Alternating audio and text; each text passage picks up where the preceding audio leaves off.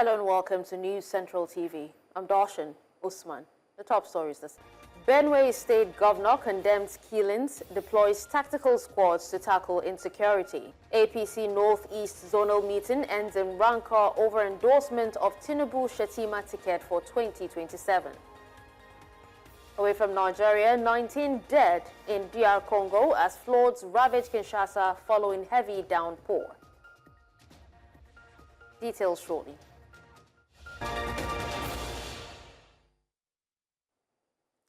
We begin with security matters, where the governor of Benue State, Hyacinth Alia, says special tactical units have begun arriving in the state to restore peace and protect vulnerable communities in response to escalating security concerns. Governor Alia made the announcement in a statement released on Sunday by his chief press secretary, Teso Kula, in Makurdi. According to the governor, the deployment includes a joint team of tactical and rapid response squads with a focus on securing high-risk areas across the state. Now, this follows recent attacks in Yelewata, which the governor strongly condemned, describing them as brutal assaults on innocent citizens by suspected criminal herders. Governor Alia called on religious, traditional, and political leaders to help guide the youth and discourage any unlawful gatherings or confrontations that could lead to further violence. In the meantime, tensions fled in Makurdi on Sunday as youths took to the streets in protest over the growing wave of violence and insecurity across Benue State. Despite tight security surveillance in the state capital, large crowds of angry youths gathered in the Wurukum area of Makurdi, demanding an end to the killings ravaging their communities. Dressed in mostly black and carrying palm fronds and placards with bold messages, the protesters blocked major roads, bringing traffic to a halt and leaving many commuters stranded. Now, the demonstration sparked panic among road users as the youths called attention to what they described as unchecked bloodshed in parts of the state, including Guma, Gwer West, and Apa local government areas. Now, the protesters say they are fed up with the insecurity and want swift action from authorities to protect innocent lives. Sunday's protest highlights growing frustration among residents as Benue State continues to battle a wave of violence, with communities calling for immediate and lasting solutions. Yesterday, over 200 people were killed in their sleep. What kind of a thing is this? And Mr. President is quiet. The governor is quiet. These people are not asking for political alphabet. They are just killing people in their sleep. We have counted more than 10 trucks that are here, more than 10 for peaceful protesters. More than 10 trucks. If we count more than 15 trucks here for peaceful protesters, and these people cannot mobilize and go to Daudu where they are fighting, it is pitiful, it is disgraceful. The governor has already given us all the necessary support, all the logistic, every support we need. And we are not going to disappoint anybody. Just be patient. What you see happening in Yelewata yesterday is because we have taken over Apa, because we are taking over Gwer West, because we are already pushing in Agatu. So when they were escaping, they just want to do something that they will seem that they are in control, but they are not in control. Now, still on Benue State killings, Pope Leo XIV has offered prayers for the victims of what he described a terrible massacre in Benue State, Nigeria. Speaking before the Sunday Angelus prayer at the Vatican, the Pope said about 200 people were brutally killed in Yelewata, Guma local government area during the night of June 13th and 14th. Now, the Pope prayed for security, justice, and peace in Nigeria, stating that he was particularly concerned for the rural Christian communities of the Benue State who have been relentless victims of violence. His remarks come amid growing international attention on the crisis in Nigeria's Middle Belt, where attacks on farming communities have led to widespread displacement and loss of lives. Tra il 13 e il 14 giugno nella città di Yelewata, nell'area amministrativa locale di Guma, nello stato di Benue in Nigeria, Si è verificato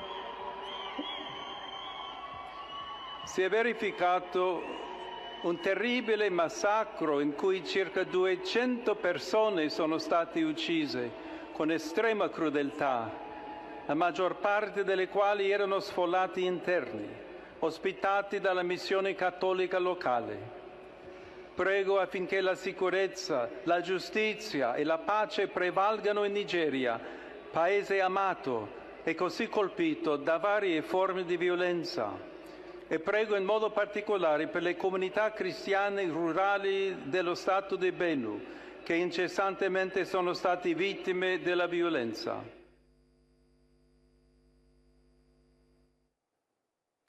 Joining us to discuss more on this is Comrade Martin Zoho. He is the coordinator, Northern Nigerian Youth Leaders Forum, Benue State Chapter. Also joining us on the news is a civil society activist, Godwin Okoko. He joins from Plateau State. Thank you so much, gentlemen, for joining us. So let me begin with Comrade Zoho. Now, first of all, can you give us an idea of the extent of massacre that, happened recently in Benue State?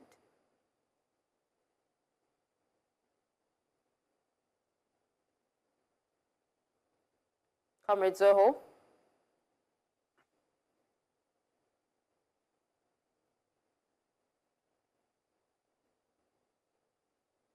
All right, Godwin, can you hear me? Yes, I can hear you. All right, yes, please, well? if you heard my question, please go ahead and give us an idea of the magnitude of the massacre that happened in Benue State, first of all. First of all, thank you very much, and then also to condole with families affected by this massacre directly, and then also to the people of Benue State, Plateau, as well as the whole nation.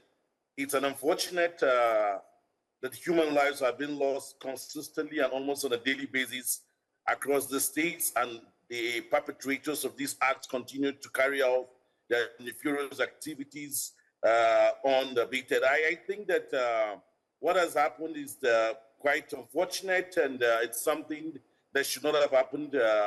Measures need to be put in place to protect lives and properties.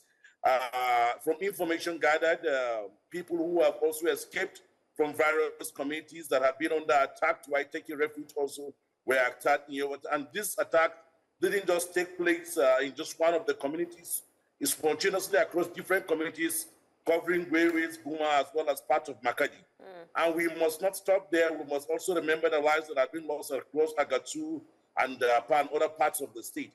And this has been ongoing for a period of time. So I think that from my own end, I would say that it has come to a time that an end and a stop must be put to these senseless killings.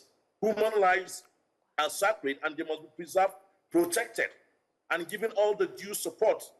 It's very unfortunate, and I joined also my voice that of His Holiness, the Pope, to say that justice, peace, security must also prevail as well. And as you can see also, as was read also, that the young people also took over the street to protest peacefully to the senseless killing, and also that the police also on ground to maintain law and order, but of course there are concerns that are being dispersed and all that.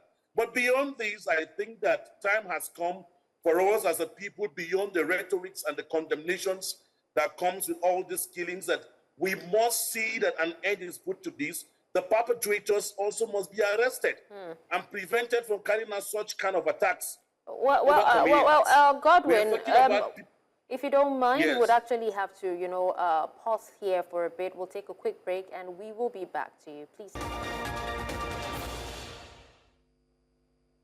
Welcome back, and thank you for staying with us on the news. Well, we're still talking about the spate of violence in Benue State, and we were talking just before the break. We were speaking with Godwin Okoko, a civil society activist. Now he's still with us. Thank you for staying with us, Godwin.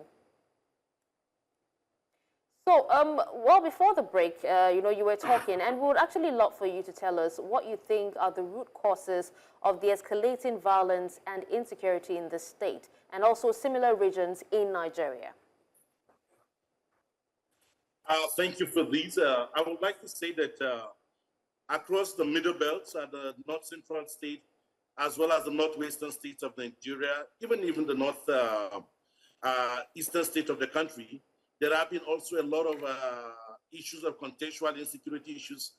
These are tied to several factors. We have to deal with, on one side, the issues of the terrorists in the northeast, the banditry also in the northwest, and also the attacks on innocent communities in the middle belt. Of course, we must not also throw away the issues of conflict over natural resources that probably have not been resolved across some states between the pastoralists also and the sedentary farmers. But currently now, we must also call a spade. Now, what is happening across the northwestern states, specifically around Kaduna axis, are also issues tied to banditry. And also in the middle belt part of the country, we are experiencing attacks on innocent communities. A lot of people may want to give it some terms, in terms of some persons may look at it as if it's conflict over natural resources. No, these are not parties to the conflict. Yes, there are grievances.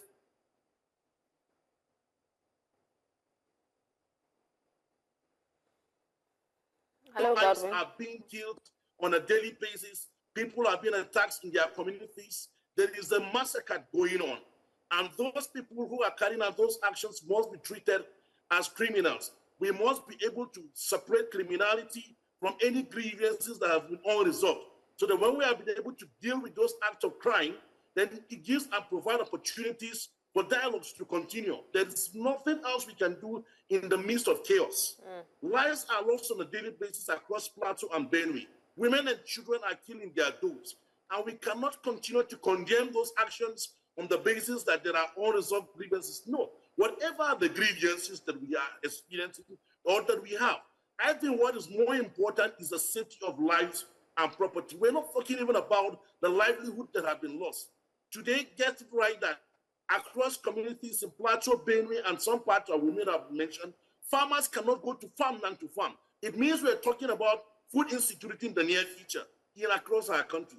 So measures should be put in place. We have had head of security chiefs, even the national security advisors visit some of these two states. And it's important that words are matched with actions. Lives are protected, lives are secured across those communities.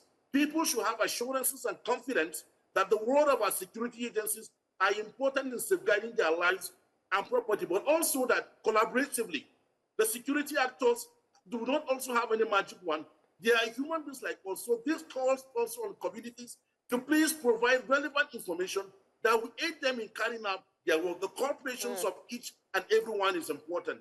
The acts of building a safe, secured, and safe Nigeria is a collective responsibility. The killing must stop.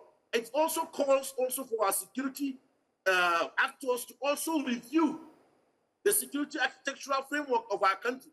A lot of lives are being lost on a daily basis. What are we doing that we are not doing right? So speaking of the security architecture, if you can hear me, Godwin, speaking of the security architecture, because we did hear a youth complain of the number of security forces that were sent to the protest, and while little to none sent to protect these communities. How effective are these security measures? Especially the deployment of tactical and rapid response squads, in curbing these attacks. I can say that the effectiveness of these are really weak from my point of view, considering that despite the presence of those security actors, killings are still going across communities. I think that it is time also for our security actors to deploy the use of technology in dealing and also addressing and also arresting those that have been or carrying out those acts. You could see that once security forces are deployed to one community, the next thing you will hear the next day or a week after is that those perpetrators have gone to another community. So it's important also to begin to use technology in dealing and also addressing those issues. Security agencies, yes, they are doing their efforts, but I can say that they are overwhelmed. And it is time for corporations of each and every stakeholder. These are not times to place those things across party or religious lines. These are times for us as Nigerians to see it from a point of our shared humanity. We must cooperate, we must work together collectively. I think also important also that beyond those rhetoric, I think that people need to begin to repose confidence on our security assaults. Get it right. Up till now, we have not had the number of persons who have been arrested across those states that are carrying out those acts. And nobody should get it wrong and say there are issues over natural resources. Yes, there may be grievances, there may be conflict issues, but then what is happening now is criminality and should be dealt with as crime. We urge security actors, we urge politicians, we urge political leaders to come together. Let's sit and have a review around where we are getting it wrong. I think that because of our porous borders, I think also because of our community structures, it is important to deploy the use of technology to enhance security safety across communities. Okay. Now, what about the community leaders and traditional institutions? What role do they play in preventing violence and also promoting peace in conflict-prone areas? Like I said earlier, that the act of building a safe, secure Nigeria is a collective responsibility. Each and every one of us have the role, and I think that it's important and implement that religious leaders, traditional leaders, youth leaders, women leaders, civil society organizations, the media, like you're also doing now, all have a voice. Nobody should sit at the fence at this time. It's time that we use our respective platforms or institutions to urge young people, to urge everyone to continue the act and path of peace. There is nothing we can gain with an act of violence, but most importantly is that as community actors, we have a role to play to draw the attentions of our people to provide support for security agencies around early warning informations. If there are information incidents that you know things are the potentials to disrupt the peace we are enjoying in our communities, report it to relevant security agencies, and action should be taken accordingly. So traditional institutions need to encourage each and everyone within their context. The same for religious leaders need to use their religious platform, the civil society organizations, women leaders and youth leaders. We need to encourage each other on the need to stay peaceful, provide information to security agencies that will aid them in carrying out their work. Most importantly, report strange movement that we also think that has the potential to disrupt our peace and our safety to security agencies. Cooperate with security agencies. At this point, it's not a time for division. This is a time for a united front. We need to reassure the people. And I urge political leaders, Mr. President, it's time for empathetic visitation to some of those affected communities. The governors, it's time. Political leaders at all levels, this is a time to also see what we can do to support those that are directly affected by this. Okay. Again, I use this platform to urge each and everyone that let's not be quiet at this point, and let's ensure that our voices are loud, and they're loud in a peaceful manner. Okay. Communities need to be safeguarded, and it is a collaborative approach. All right. Well, thank you so much, Godwin, for your time and for speaking on this. Thank you very much.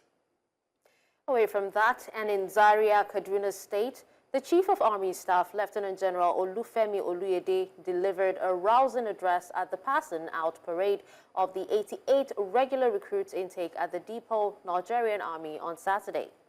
The ceremony marked a major milestone for hundreds of new soldiers who have completed their basic training and are now set to officially join the ranks of the Nigerian Army. In his speech, General Oluyede described the occasion as a proud and memorable moment, not just for the recruits, but also for their families and the nation at large. He reminded the newly trained soldiers that their journey of service and sacrifice has only just begun. He stressed that the Nigerian Army remains a vital force in maintaining national sovereignty and peace within West Africa and beyond. The Army Chief encouraged the graduates to remain courageous, disciplined, and committed to the values of integrity, loyalty, and selfless service, especially as they may soon be deployed to combat terrorism and other security threats. He assured them that their welfare remains a top priority under his command. General Oluyede also praised the commandant and instructors of the depot for their dedication to molding the recruits into professional soldiers, and he urged them to prepare for the next intake of recruits already in the pipeline.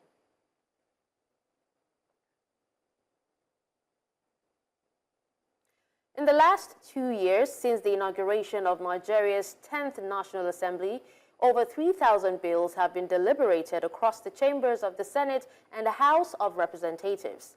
However, beyond the numbers, many citizens are asking about the impact these bills have had on the lives of ordinary citizens. Our correspondent, Idong Joseph, brings us more on this. As the 10th National Assembly marks its second anniversary since inauguration on June 13, 2023, The leadership of both chambers are now taking stock of their mid-term achievements.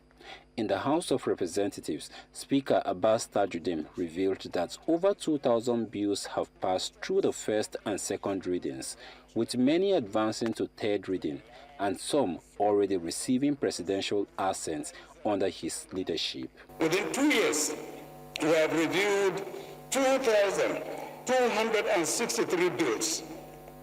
Of these, 65.3 have passed second reading, while 186 have been successfully passed. A total of 51 bills have received presidential assent. Over in the Red Chamber, President of the Senate, Godswill Akpabio, says that more than 800 bills have been considered so far, including several that have gained presidential assents, what he described as the most productive legislative assembly since Nigeria's recent democratic journey. A total of 844 bills have been introduced within these first 2 years. 844 bills. An unprecedented figure that underscores the Senate's and the House of Representatives' proactive posture towards tackling pressing national issues. While the bills span across key sectors, from reforms in education to economic revival, local government autonomy, the establishment of regional development commissions, and new tertiary institutions, some lawmakers credit these achievements to the leadership guidance of the principal officers. The leadership of Right Honorable Tajuddin Abbas is done tremendously very well. He's the proper person of, when they say, primus inter pares, first among equal. And he's also a very senior ranking member, and that's his wealth of experience has been brought into practice, into use. At the expression of the tenure of this 10th Assembly, you must attest that they are the best. Having a PhD holder as the Speaker. However, some stakeholders are raising concerns about the actual impact of the deliberated and passed bills on the daily lives of ordinary Nigerians. Of these thousands of bills that have gone through their legislative process and the ones that have been signed, how many of them have made Nigerian lives better? It is very difficult to measure something that you are not seeing. So let's say, for example, the NEF fund. One is that in every academic institution in Nigeria, both federal, state, and private, have all hiked the cost of education in Nigeria. As the National Assembly enters the second half of its tenure, expectations are rising for more people-centered legislations to ensure that the 10th Assembly is not judged by the volumes of bills considered, but by their impacts on the lives of citizens. In Abuja for News Central, Idong Joseph. Stakeholders of the All Progressives Congress in Northeast Nigeria met in Gombe to chart a way forward as the 2027 general elections draw closer. Our News Central's Umari Kirawa reports that chaos erupted at the meeting after National Chairman of the party, Abdullahi Umar Ganduje, and Comrade Mustafa Salihu, National Vice Chairman of the ruling party in the Northeast, failed to mention the name of Vice President Kashim Shettima while endorsing President Bola Tinubu for a second term. Now, the APC Deputy National Chairman of North, Ali Delori, Benue State Governor Professor Babagana Zulum, and Maimalabuni of Yobe State, as well as Senator Mohammed Tahir Munguno, Chief Whip of the Nigerian Senate, among others, endorsed both Tinubu and Shettima.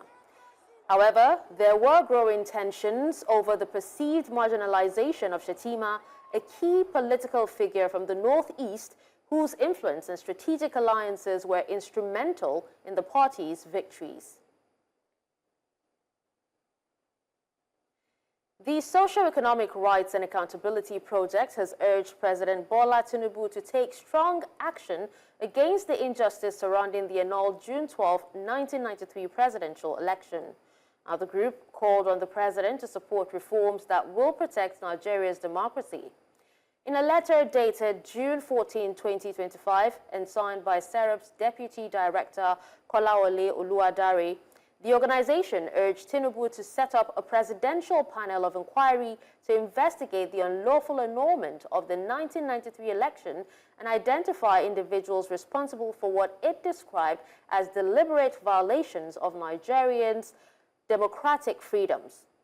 The group also asked the president to direct the Attorney General of the Federation and Minister of Justice, Lateef Fagbemi SAN, to prosecute those found to have played a role in the annulment, regardless of their political status or affiliation.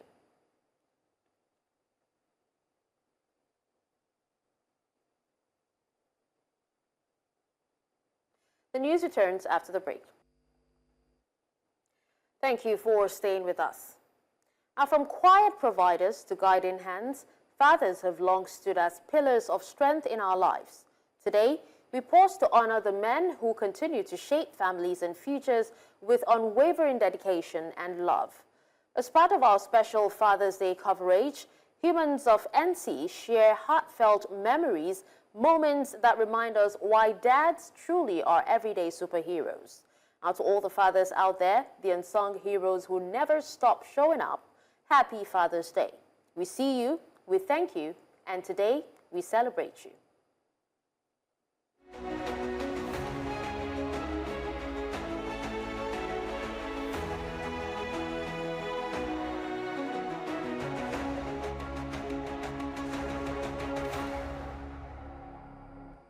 One of the sweetest memories I have of my dad is whenever he's around, we usually have to enjoy extraordinary. My dad is an amazing man and he is really caring. My dad is an amazing man and he has his parenting style, which I find adorable. I think all dads are superheroes, but my dad is my favorite superhero. One of my greatest lessons from my dad was to focus on results and ensure that my work speaks for me. Growing up, my dad always said one thing, that no matter what happens outside, you can always call me. We would always find a solution to the situation, and that made me feel like there was always a home for me, no matter what happens outside. One salient one that resonates with me till today is he called me when I was quite younger and he told me, he said, one of the reasons why I don't misbehave or I don't have another woman here is because of you. I don't want you to have troubles.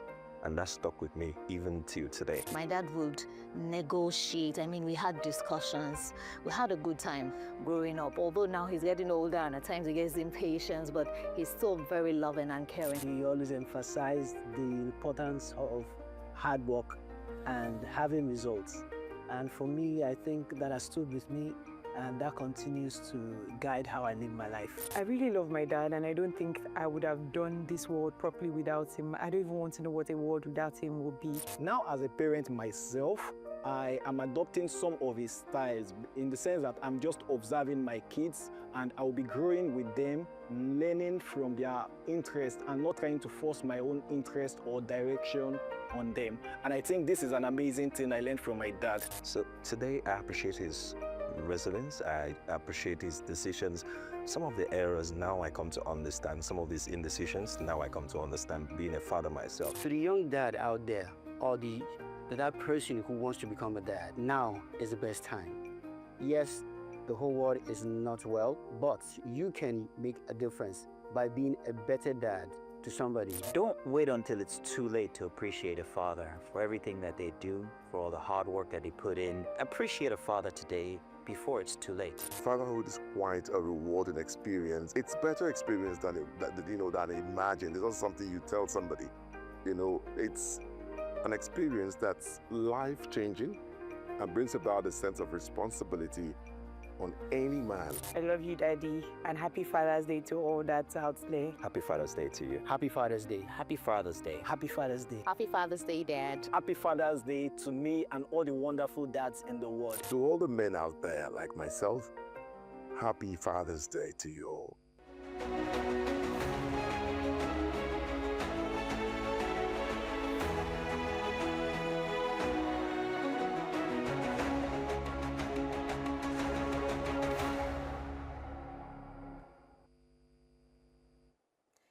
Now, away from that, the First Lady, Senator Oluremi Tinubu, is calling on Nigerians, especially women, to support and empower men in their roles as fathers.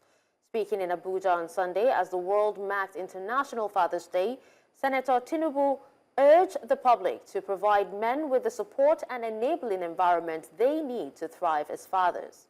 In her Father's Day message, the First Lady applauded Nigerian fathers who are committed to raising confident, responsible, and compassionate children. She also praised those who step into fatherhood through mentorship, guardianship, and community leadership. Senator Tinubu emphasized that when fathers are actively involved, families are stronger, and by extension, so is the nation. Father's Day is observed globally to celebrate fatherhood, paternal bonds, and the vital role fathers play in shaping society. In the meantime, the Southeast National Vice Chairman of the People's Democratic Party, Chidebere Egu, says the party can no longer afford to keep losing ground in its traditional strongholds across the region. Speaking at a stakeholders meeting held at the PDP Secretariat in Umuahia, the Abia State capital, Egu called for greater unity and cooperation among party members. Also present at the meeting were Abia State PDP Chairman Amma Abraham and his Imo State counterpart Austin Nwachukwu, both of whom echoed similar concerns. They stressed that the party must not be allowed to drift further and expressed their full support to Sam Anyanwu as the duly recognized National Secretary of the PDP.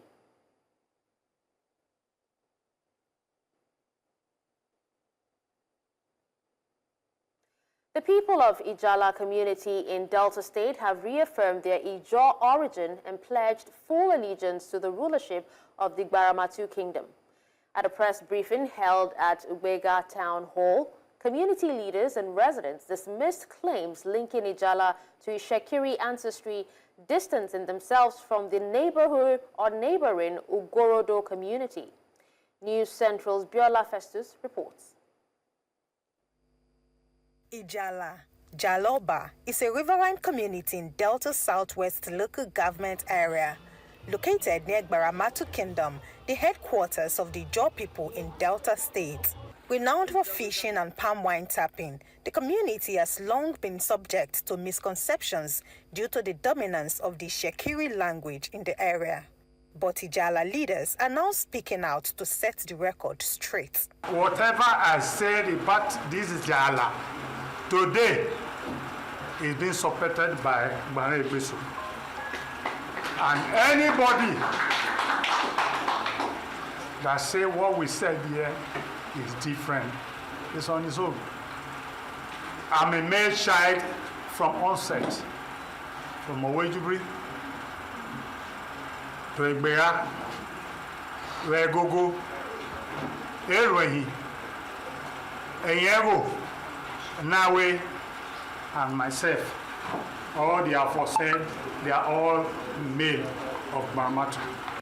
They say the age-old debate over their identity has caused prolonged tension, with various groups attempting to rewrite their history. Identifying Egbeha as their forebearer, the people of Ijala have reaffirmed their loyalty to the king of Gbaramatu Kingdom. The general public, local government, federal government, and the international community should take note that Ijala, the Alauba community in Gbaramatu Kingdom, is an Ijaw community and is never and was never and will never be part of the Shekiri ethnic nationality. To our greater dismay, some of the descendants of Egbeha and Egogo still engage in alienating their paternal ancestral Gbaramatu land to their maternal Ugorodo community. We hereby pledge our loyalty and allegiances to His Royal Highness Ogoro Gbaram II, the Pere of ancient Gbaramatu Kingdom. Community leaders insist that those linking them to Shekiri heritage are outsiders with no authority to narrate their story. This community was founded by Egbera, an Ijaw man from Oporozat, a son of Owezibri, and so shall it be. Ikantu, Obodo. All these communities are closely knitted, including Oporozat. Even a Fro that was founded by Frowe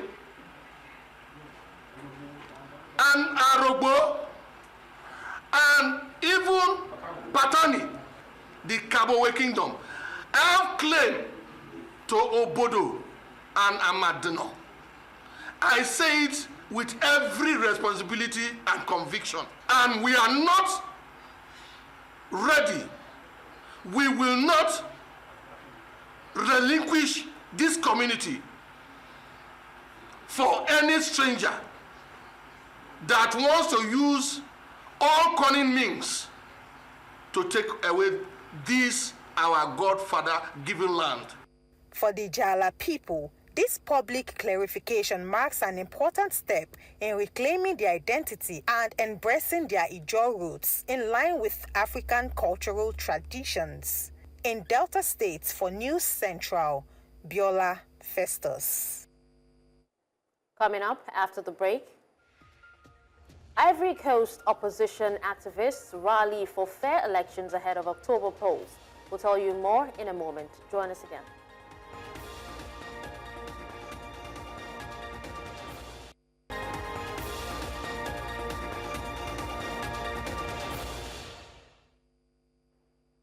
Away from Nigeria, thousands of opposition supporters took to the streets of Ivory Coast economic capital on Saturday, demanding the reinstatement of key candidates excluded from the October presidential election. That's the upcoming one. Now, the demonstration, which saw large crowds braving heavy rain, was led by activists from the Democratic Party of Ivory Coast, the country's main opposition group. The protest focused on the exclusion of 4 prominent opposition figures from the final electoral list, which has sparked widespread unrest. Among the most notable names included is Tijani Thiam, leader of the PDCI, who was removed from the voter roll in April following a court ruling questioning his Ivorian nationality during registration. PDCI supporters, dressed in the party's signature green and white, marched to the Independent Electoral Commission, demanding that Thiam and other disqualified candidates be reinstated. The protest comes as political tensions rise ahead of the October election, with opposition groups calling for a fair and inclusive process.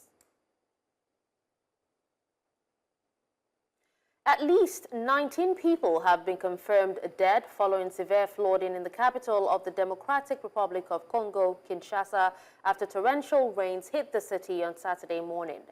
Now, the heavy rainfall submerged several neighborhoods in Kinshasa, home to about 17 million people, causing widespread devastation. Local authorities have confirmed the death toll, with many areas left inundated by the flood waters. Residents took to social media, sharing distressing images of the deluge as streets were rapidly covered by the flood waters. Kinshasa, which sits along the Congo River, Africa's second largest river, is no stranger to deadly flooding. The city's drainage system is often overwhelmed due to poor maintenance and blocked pipes, especially in poorer neighborhoods where streets remain unpaved. This disaster follows a similar tragedy in April when heavy rains claimed the lives of around 30 people.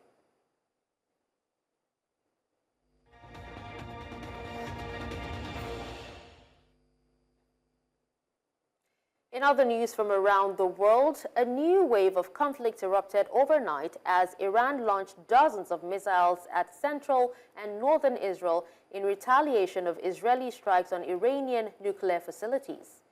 Israeli emergency services report at least 10 civilians killed, with many more injured, while Iran has not released its own casualty figures. Prime Minister Netanyahu vowed Iran would pay a very heavy price for the attacks on Israeli citizens.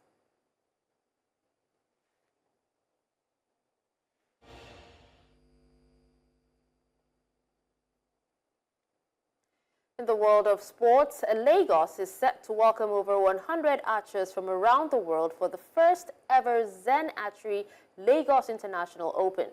Now, the tournament runs from June 18 to 21 at Onikon Stadium and is hosted by Zen Archery in partnership with Lagos State Sports Commission. Athletes from 16 clubs will compete across 5 categories following world archery regulations. Organizers say the event will mark the official launch of Nigeria's national archery rankings. Zen Archery's founder, Emmanuel Oyeleke, also announced the launch of a foundation aimed at training underserved youth in the sport.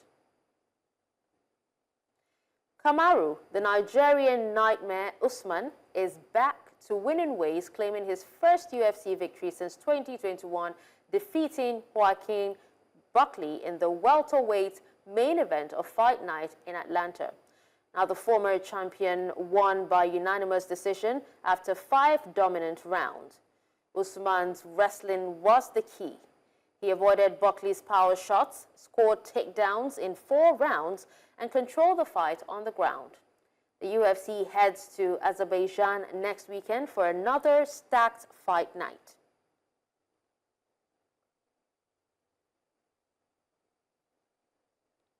That's all at this hour, but before we go, here's another look at some of our top stories.